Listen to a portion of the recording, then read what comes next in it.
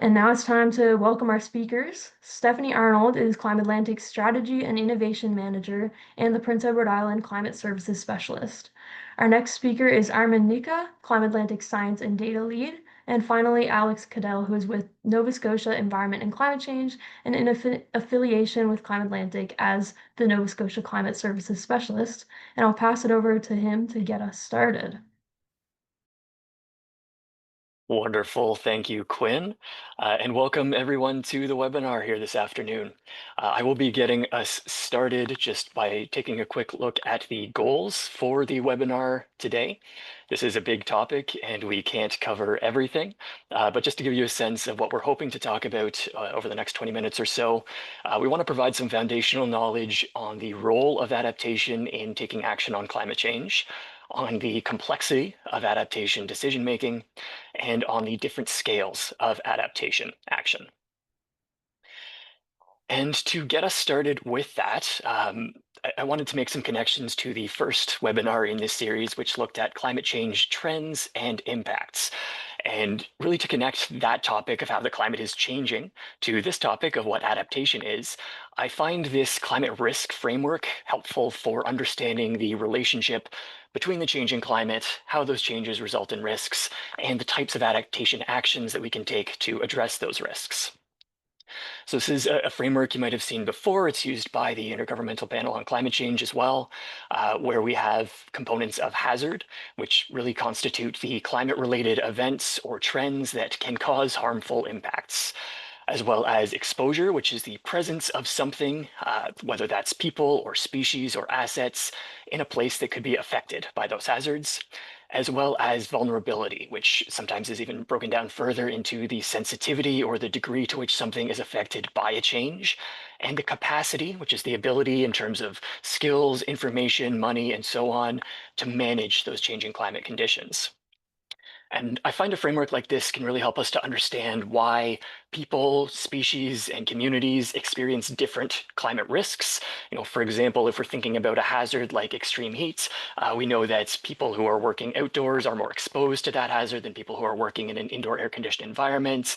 People who have certain underlying health risks like heart conditions are more sensitive to extreme heat than those without. And people that have the capacity to purchase and run a heat pump or know where their nearest cooling center is in their community and can access that, for example, they have a higher capacity to address that risk. But a framework like this can also help us to identify what types of changes we can make to manage climate risks. So can we adjust the types of hazards that are taking place in the region? Can we adjust our exposure? Can we change the sensitivity or the capacity of those things that we care about to better manage those risks? And that's really where the idea of climate adaptation comes in, which is what we're talking about today. And also just wanting to differentiate here when we're thinking about taking action on climate change, differentiating the topic for today, adaptation, from mitigation, which you may have heard about in relation to taking action on climate change as well. These are two separate but related ways of taking action, where when we're thinking about adaptation, it's really about planning for and acting on the anticipated impacts of climate change. So it involves making proactive decisions before climate impacts happen, as well as increasing our preparedness and being ready to respond to those increasingly likely and frequent extreme events, for example. So that might include a whole variety of actions like emergency management planning can fall under adaptation depending on the time horizon, thinking about upgrading our infrastructure, preparing for flood events and other types of extreme events, business continuity planning, coastal management, all of the activities and regulations and policies and everything that go into those types of actions fall under adaptation. When we're thinking about mitigation, these are actions to address the source of the problem by reducing the amount of greenhouse gases released into the atmosphere, because of course those greenhouse gases cause climate change.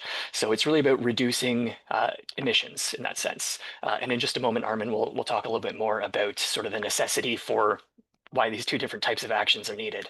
But just to highlight here, the types of climate mitigation actions that we're talking about are things like moving towards more sustainable transportation, increasing energy efficiency, more renewable energy, active transportation. All of those types of things are about reducing the emissions that cause climate change, better setting ourselves up for the future. And of course, just highlighting here that there are numerous areas where Reducing emissions also helps us increase our resilience when we're talking about increasing the health of our ecosystems, for example, or conserving water, expanding local food production, whole variety of areas where these different types of actions, adaptation and mitigation, are working towards the same goals, but just wanting to differentiate when we're talking about adapting to climate change, that's sort of the bucket of actions that we're talking about. I'll turn things over to Armin to expand further.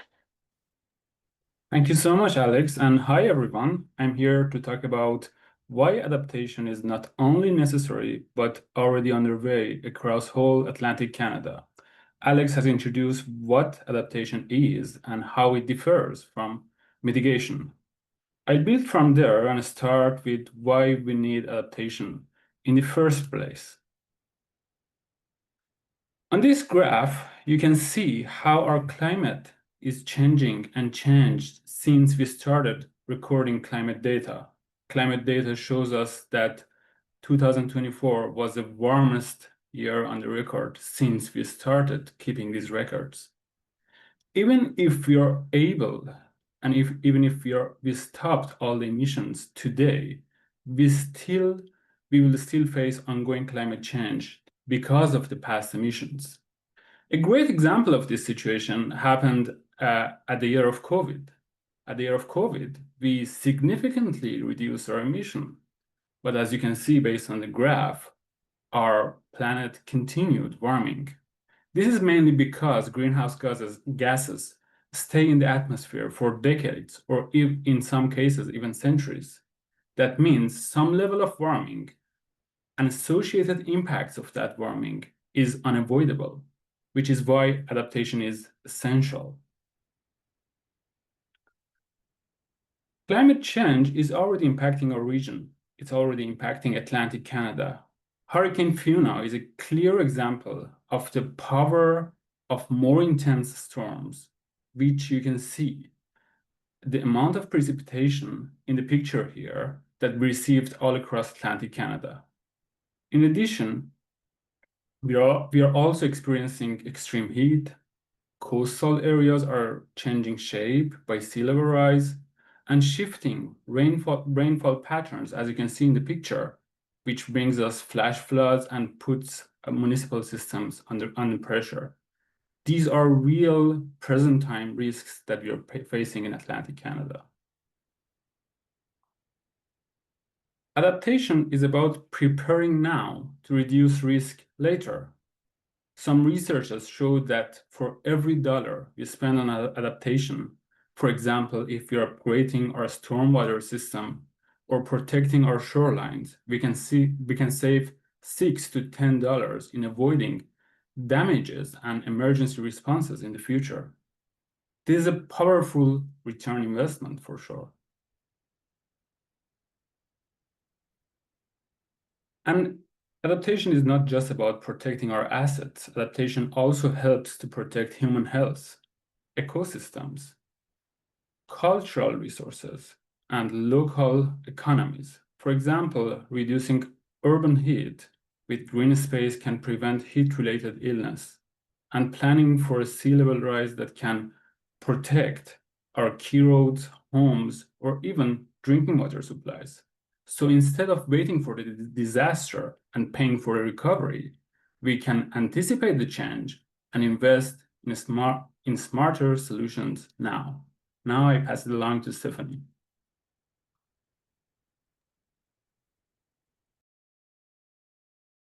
Thanks, Armin.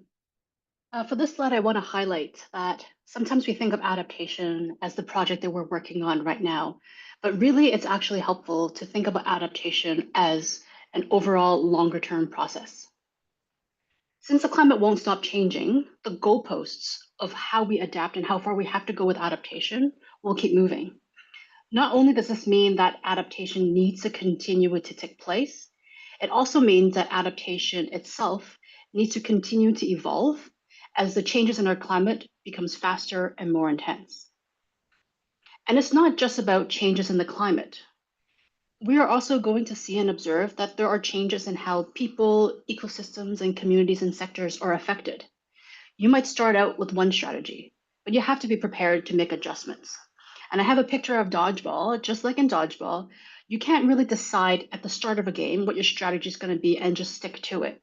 You have to notice how the game unfolds and evolves and what the other players are doing, maybe figure out where you're having a competitive advantage. And similarly, in adaptation, a single project or a one-time decision won't be enough. It will require a series of moves. I've been talking about adaptation needing to evolve, and part of that looks like learning more about the changes happening in the climate, learning about how the changes will impact different communities and ecosystems differently, and also learning about how certain adaptation attempts help or fail. As we continue this work, there will also be new approaches or technologies developed, and we're going to continue to add more adaptation options into our toolbox. When we do adaptation, yes, adaptation is a good thing, it is necessary, but does that make it inherently good? Or another way to ask is something good just because it's adaptation? I talked about adaptation being a series of decisions. And sometimes we are aware of the choices we make, but sometimes they may just happen subconsciously. And we can't always help in trying to make the best decisions, being aware of all the decisions that we're making, even though we try our best. Just as climate change impacts different ecosystems and communities differently, adaptation benefits different ecosystems and communities differently. So when you're working on an adaptation project, think about who benefits from this adaptation work, whose needs are met, whose resilience is prioritized. Have we left people behind? Now, we can't address every ecosystem and every person and every community in one single project, but are we consistently helping some more than others?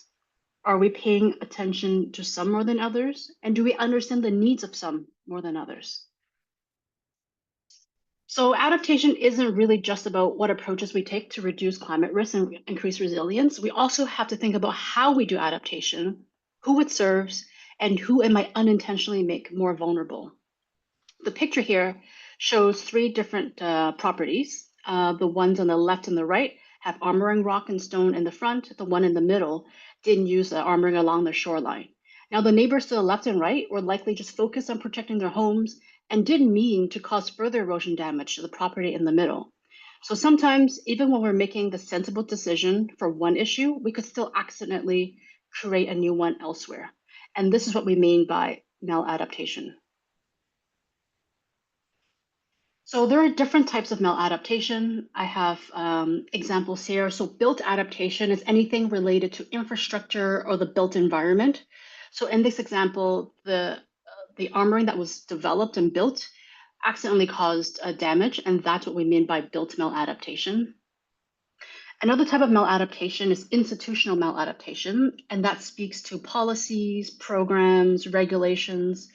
And those are things, again, unintentional. So for example, if someone designs a disaster relief funding program that only provides you with funding to build back to what you had before, and doesn't really look at, well, how do you actually increase your resilience to what you build back so that you're more prepared to face further storm damages, for example. That's an example of sort of building the same thing back, making you whole, but leaving you sort of at the same risk level as before. That would be institutional maladaptation. And the last example I have is behavioral maladaptation. That's one example would be maybe just a false sense of security. Let's say you move into an area that is protected by levees from floods, of coastal flooding, but these levees might eventually experience a storm beyond what it was designed for. So folks that built homes, moved into the area, the residents might feel really safe being protected by the levees, but in fact, you are actually participating in behavioral maladaptation because you unknowingly moved into a zone that's may be becoming increasingly risky over time, but you felt really safe having made the choice to move there. And we talked a lot about climate risk, starting by what Alex mentioned, but adaptation, we should think about going beyond just reducing climate risks. And I'm going to use an example about California. We often hear about droughts in California. They have increased the cost of water access, and that makes sense as an adaptation option. If you increase the costs, it should encourage farmers to use less and less irrigation over time. And this should prompt them to adapt to the increasing risk of drought moving forward. But what if investing in more efficient irrigation equipment is not in their budget at the moment, or they can't access the agronomy expertise to help them change practices. What if we didn't think about this, but it's actually easier for them to shift from planting low value crops to high value crops, to basically accept the increase in water costs and help justify the added input costs? And what if some of these high value crops are actually very water intensive and you end up increasing your reliance on access to water instead? So as practitioners, for adaptation to be successful, we have to really think about the context of the people that we're working with. And we need multiple tools in the toolbox. What works for one farm might not work for another. And in addition to things like providing tools to decrease water efficiency and providing other supports, we really have to be aware of other resources to really help them get to the decisions that they will ideally want to put in place and helping them use it. So looking at the big picture is really important.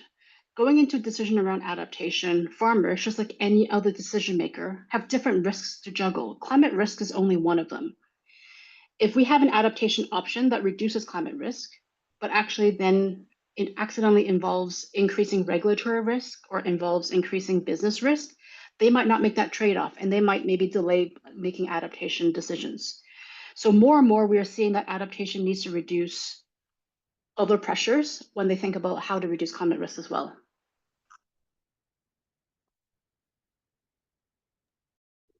Thank you so much, Stephanie. In Atlantic Canada, we face a specific set of climate hazards that require regional responses. Of course, we don't have enough time to go through them all, but today I'm going to mention some of the most important ones. Coastal flooding and erosion are a growing concern because of sea level rise and strong storm surges. FIUNA in 2022 showed how vulnerable our coastlines are, especially in low-lying areas and areas that we don't have strong structures at shorelines. Many communities now experience coastal road washouts and saltwater impacts on their freshwater systems. Another important hazard we are seeing more extreme rainfall events, not only based on specific hurricanes or storms, but in general, more extreme rainfall events. These rainfall events can overwhelm stormwater systems, cause flash flooding, and damage roads, basements, and public buildings.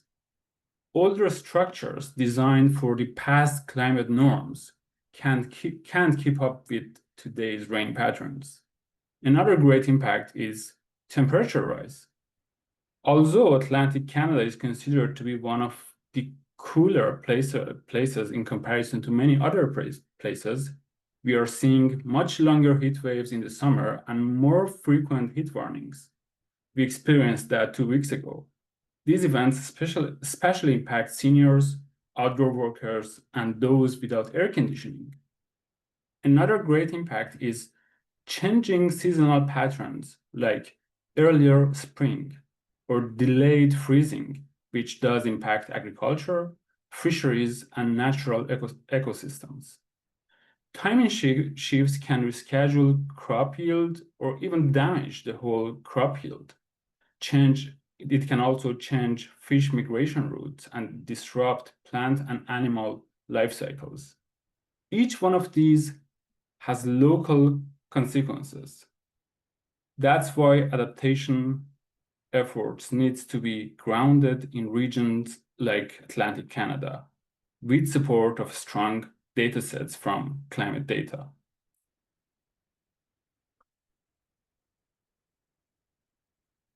Adaptation decisions are for sure stronger when they are informed and supported by climate data. In addition to relying just on historical data that we collected so far, thanks to our climate models, now we have access to high-quality, future-focused climate projections that help communities and sectors plan ahead of time.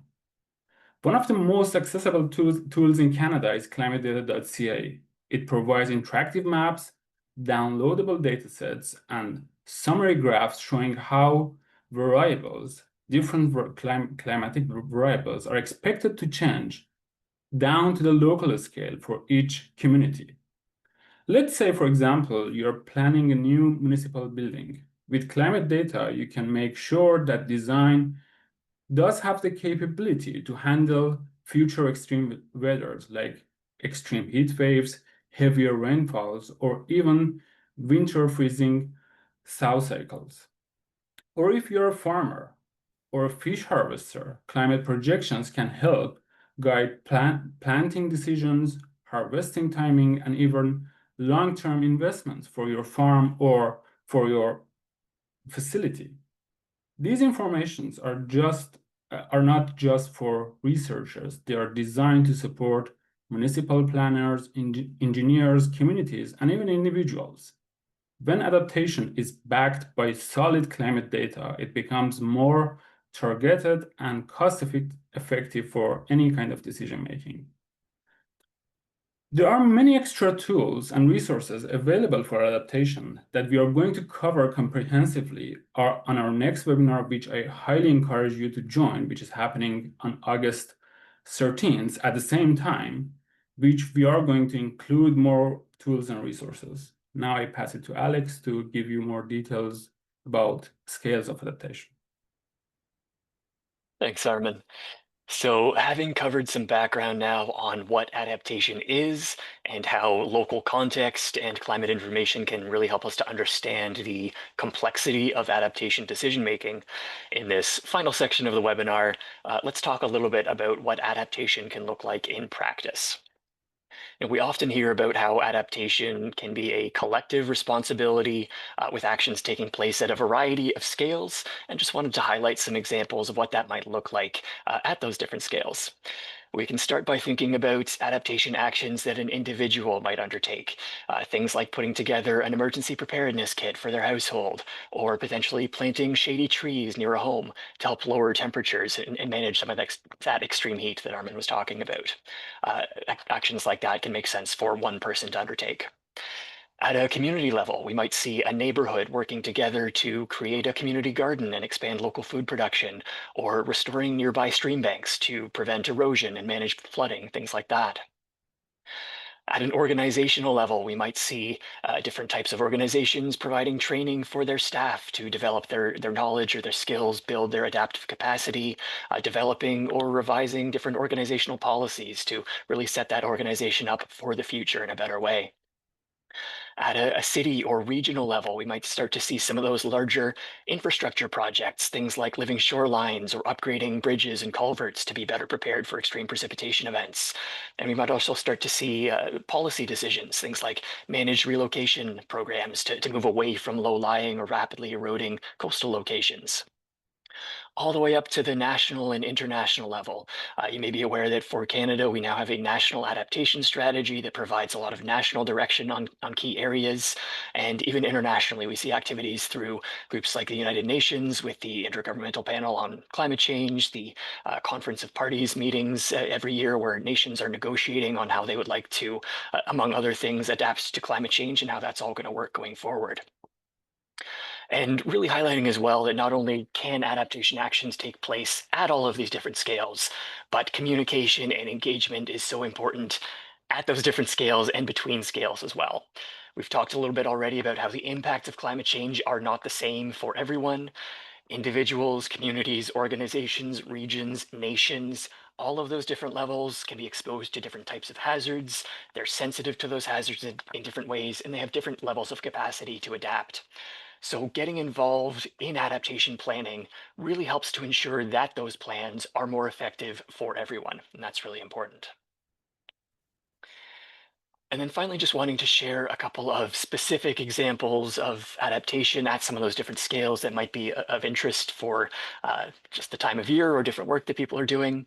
Starting with sort of that very individual or household scale, I've started to see more discussion recently around some summer season related extreme events, things like extreme heat and wildfire, some of the more extreme precipitation events that we see with convective thunderstorms and things like that. So just wanting to highlight this fantastic set of resources from the Intact Center on Climate Adaptation. They have published a series of infographics that outline straightforward, cost-effective adaptation options for improving resilience to things like extreme heat, flooding, and wildfire, which are shown on the slide here, among other topics. For example, for flooding, for $0, you can go out to the nearest storm drain or ditch near you and make sure it's cleared of debris. For under $250, you want to make sure that your valuables in your basement or wherever might be exposed to flooding are stored in watertight containers, so there's less damage if a flood were to occur, for example. And for a larger price than that, maybe you want to look at installing a rain garden to collect stormwater on your property. So I find for people that are concerned around specific hazards around their home or where they live, these types of actions at an individual level can be a great place to think about starting. And then also wanting to share a really nice community scale adaptation project.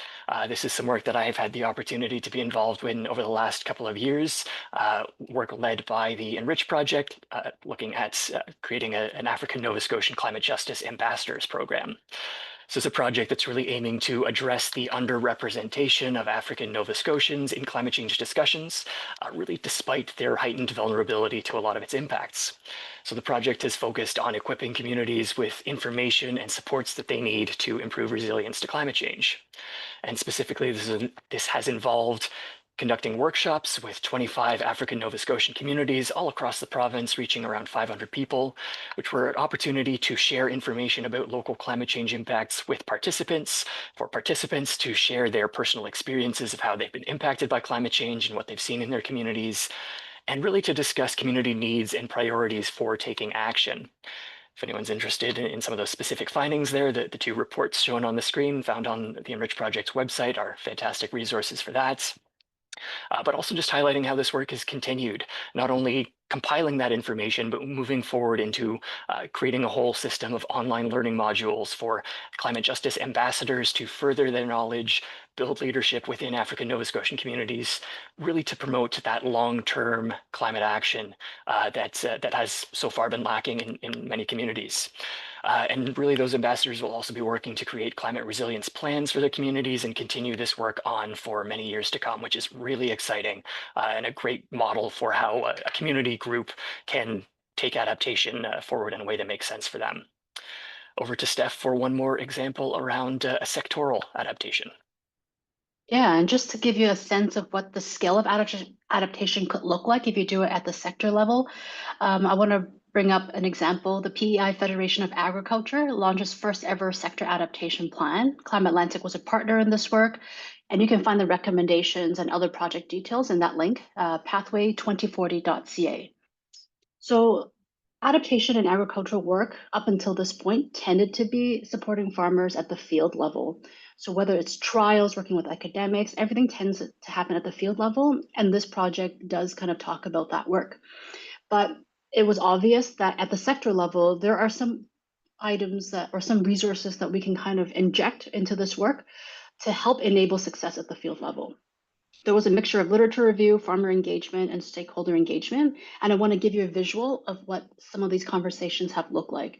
And this helps to highlight how field level adaptation can connect to sector level adaptation and how they can kind of work together to address both the climate risk and business risks. So to give an example, soil health comes up a lot as a field level adaptation. And we had a conversation of, well, what do we need to do for soil health? That's something that's traditionally been very done. And so there were conversations around, biodiversity and grow different types of plants, the practices that you have to do to improve soil health. Where this conversation changed is asking, all right, let's pretend we do this well. Let's look forward. What becomes possible if we do this well? Well, if you have healthy soils, you'll actually also have healthy crops. Well, why is healthy crops important? Well, when you have healthy crops, you're actually going to help feed the soil. And so it becomes a desirable feedback loop. We keep on advancing the animation. We'll also see that healthy crops leads to more nutritious products, whether it's for animals that the crops are feeding or for humans that the animals are feeding. And if we keep on going, there's other examples about pricing and having a higher level price that you can go to premium branding. You're also going to attract fewer pests when you're having healthy soils, which reduces the needs for pesticides, which then leads to profitability. So immediately when you do adaptation level right now, the reduction of climate risk is healthy soils helps to manage water a lot better. When it's drier seasons, it actually holds on to soil better. It's able to kind of slowly release the water back to the crops as it's needed. This is also going to be supporting business risk of profitability and thinner margins over time. But we didn't stop there because a lot of farmers, at least on PEI, often operate at a loss or they take a second job in order to continue farming. I knew profitability wasn't really the end goal. So I asked, what then becomes possible if the margins are actually healthy? And that's where it really got interesting. It had a bunch of different things, and Rebecca can go ahead and kind of start showing them off. You're able to give up your off-farm job so you can stay on the farm and continue to work on the farm and increase profitability. So that's another positive feedback loop. They're not going to discourage the next generation from farming, and that really improves mental wellness. And this is a really great description of adaptation. You're able to respond to challenges as they come. A lot of the farmers told us that adaptation isn't where they're struggling. It's all of the other barriers that they have to deal with on a day-to-day and month-to-month. The adaptation is the easy part. It's the other things that get in the way. And they also are able to maintain their knowledge base if people aren't leaving and retiring and selling their farms. So really overall, there's a bunch of different outcomes further out in the business sense, in the adaptation sense, in the wellness social sense.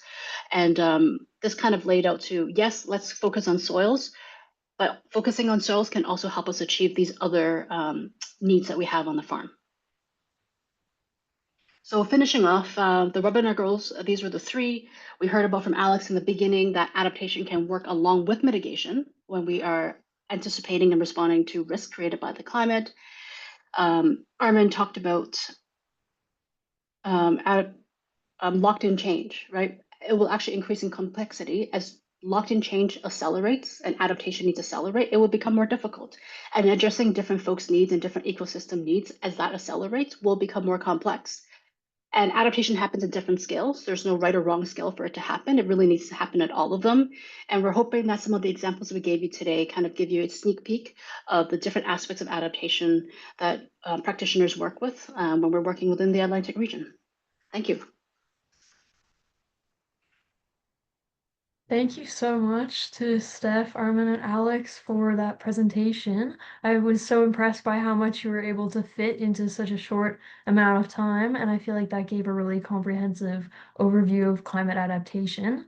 So we'll move to the Q&A now, and we already have one question from Chris, and Chris is interested in your thoughts on nuclear, and he's wondering if you could clarify if you support nuclear as a solution. It sounds like, well, I know that nuclear comes up when we talk about maybe mitigation and how do we generate energy. It actually, in our work, it doesn't really come up in the adaptation in terms of responding to climate change risks. So this sounds like maybe more of a mitigation question. And as Climate Atlantic, we've not really actually dealt directly with the choice of energy production sources. And please hop into the conversation, Alex and Armin, if you have anything to add. No, really just to say that it's less of a policy question for us on the right mix of energy sources to pursue. It's more about understanding what the future looks like with the different types of decisions that we might make. We're really trying to make sure that people understand that background so that others that have more experience on the energy side, for example, can make the right types of decisions around those kinds of questions. Thank you. Yeah, so now we have another question that's asking, how do we tackle and avoid maladaptation within our orgs and at an individual level? It's impossible to know if it's even happened if you don't follow along with the progress after the project is complete or the decision has been made. So even I think being aware of it is number one.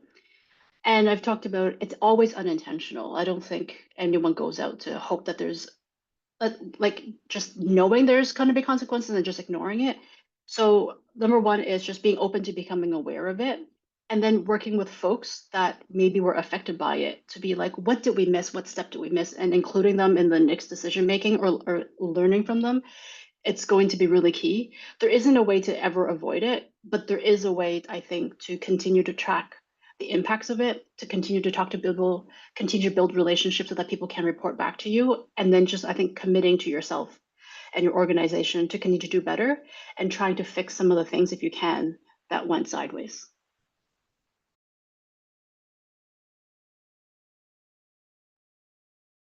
Yeah, I think that gave a really great answer. I'm not seeing any more questions in the Q&A, but I did have a question for Armin. I was curious if you had any examples, being Climate Atlantic's science and data lead, on how individuals, homeowners, landowners, or people renting could use climate data to inform adaptation choices at an individual level. Where in each one of the sectors, depending on they are planning to do adaptation for extreme heat or extreme rainfalls, depending on that, they can use climatedata.ca or our own resources on our website to see the future and see how future looks like for their specific location in the next 10 years, next 50 years, next 100 years. How much rain should they expect to receive? And based on the information from the climate data, they can use that information, individuals can use that information to see how their property or their land or their farm or their facility is exposed to climate change impacts. And based on that exposure, they can customize adaptation planning for their needs. Thank you so much. Yeah, and we have a question from Katie, who's curious to know our opinion on the flooding that happened in Texas, knowing that there's a great possibility that that sort of thing could happen here in Atlantic Canada.